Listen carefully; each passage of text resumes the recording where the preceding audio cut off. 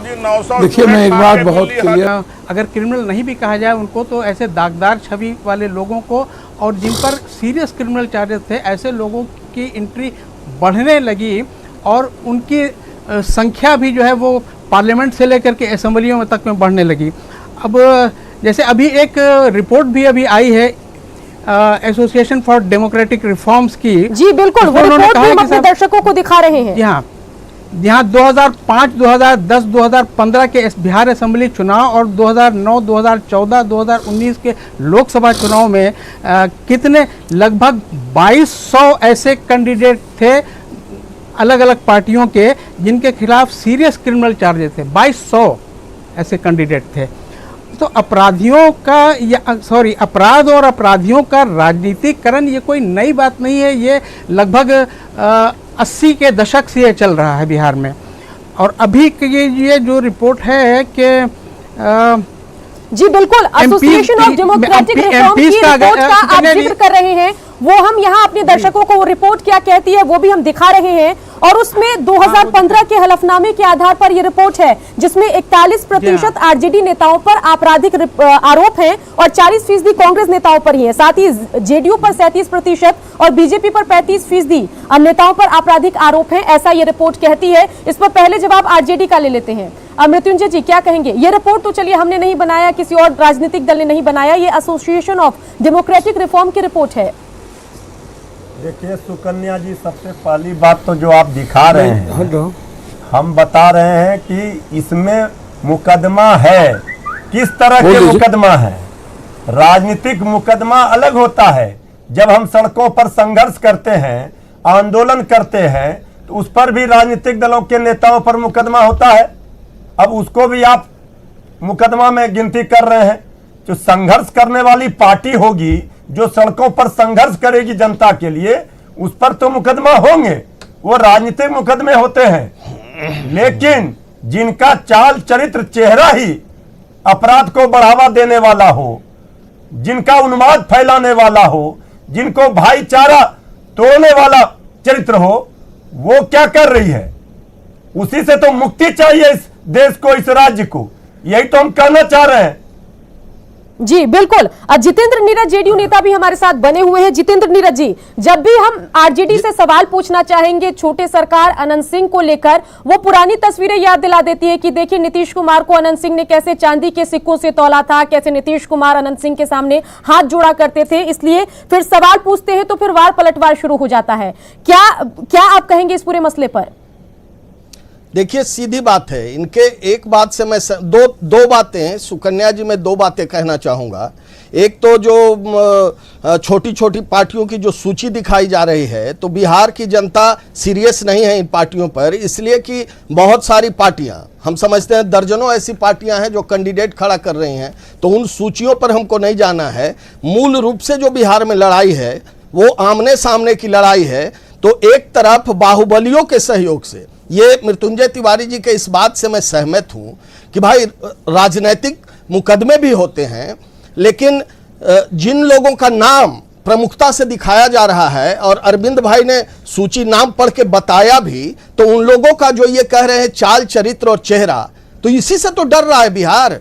तो इन बाहुबलियों के भरोसे जनबल से अगर आप मुकाबला बिहार में करने की योजना बना रहे हैं, तो बिहार के लोग काफी सीरियस हैं। और मैं एक बार पुनः कहना चाहूंगा कि बाहुबलियों के सहारे जनबल को आप पराजित नहीं कर सकते हैं। नीतीश कुमार के नेतृत्व में न्याय के साथ कानून का राज है, बिहार को विकसित करने का अभियान है, और बिहार बाहुबलियों के कुब्बत से नहीं बदलेगा और संवरेगा। बिहार अगर संवरेगा तो 12 करोड़ बिहारियों के मजबूत बाहुबल से संभलेगा, और पूरे बिहारी नीतीश कुमार जी के नेतृत्व में जो विकास का अभियान चल रहा है उसके लिए एकजुट हैं। और ये छोटी छोटी पार्टियां जो समाज को दिग्भ्रमित करने के लिए, मास को कंफ्यूज करने के लिए, वोटों को इधर उधर करके और साजिश रच के जो विकास का अभियान है उसको बाधित करने का प्रयास कर रही हैं, तो बिहार में इन लोगों का दाल गलने वाला नहीं है। हमारी सीधी लड़ाई बाहुबलियों की टीम और जनबल की टीम से है, और हमें पूरा विश्वास है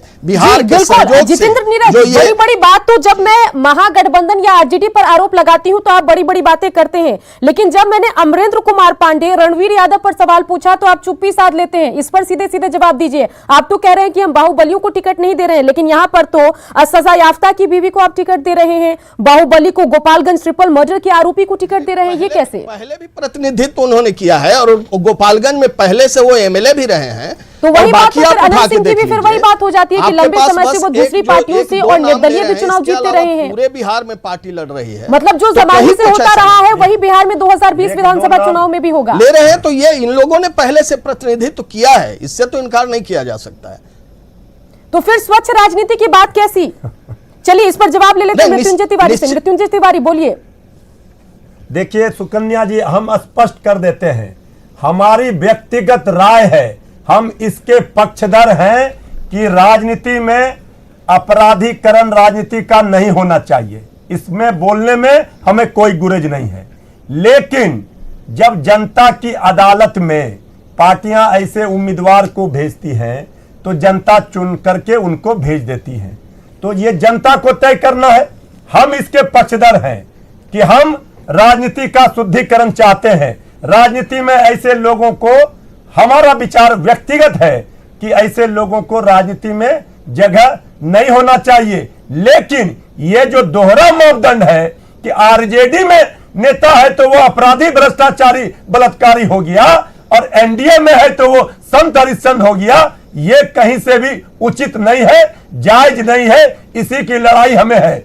बिल्कुल, अरविंद सिंह बीजेपी नेता भी हमारे साथ बने हुए हैं। अरविंद सिंह जी, लिस्ट तो हम चला ही रहे हैं, लेकिन एक रिपोर्ट का जिक्र यहां पर फैजान साहब ने किया और उस रिपोर्ट पर हम नजर डालें जो 2015 विधानसभा चुनाव के हलफनामे पर आधारित है। उसमें 35% बीजेपी नेताओं पर भी आपराधिक आरोप हैं। इस पर आप क्या कहेंगे?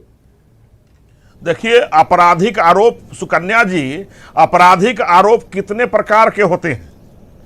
आपराधिक आरोप जो है, एक सही में एक गांव में कहावत है कि बड़े बड़ाई न करे, बड़े न बोले बोल, रहीमन हीरा कब कहे कि लाख टका है मोल। तो अपराधी का चाल, चरित्र, चेहरा, भाषा, मापदंड सब दिखाई पड़ता है, और एक किसी पर आरोप लगा करके फंसाने का आपराधिक मापदंड भी दिखाई पड़ता है। बिहार की जनता इतना समझदार है कि वो अपराधी को पहचानता है और आपराधिक चरित्र के लोग द्वारा फंसाए गए लोगों को भी पहचानती है।